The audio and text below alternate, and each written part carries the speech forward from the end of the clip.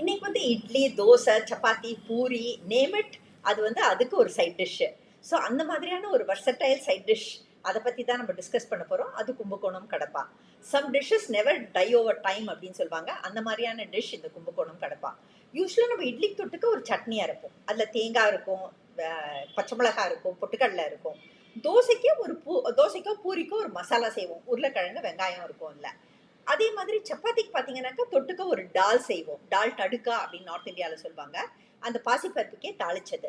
அல்லது ஒரு ஃபுல்கா மாதிரி செஞ்சாக்கா அதுக்கு ஒரு கூட்டு செய்வோம். அதாவது ஒரு உருளைக்கிழங்க போட்டு ஒரு பாசிப்பருப்பை போட்டு ஒரு கூட்டு. அல்லது பரோட்டா செஞ்சா ஒரு குருமா செய்வோம். அதுக்கு தேங்காய், கசகசா, முந்திரி பருப்பு இதெல்லாம் அரைச்சு விட்டு செய்வோம். இந்த இத்தனை இன்கிரீடியன்ஸும் தன்னடத்தை அடக்கியது தான் அந்த கும்பகோணம் கடப்பா. அந்த கும்பகோணம் கடப்பா எப்படி செய்யறது அப்படிங்கிற வீடியோவை நாங்கள் அப்லோட் பண்ணியிருக்கோம். நீங்கள் போய் பாருங்க. பார்த்துட்டு ஷேர் பண்ணுங்க உங்களோட ஃபீட்பேக்கை. தேங்க்யூ.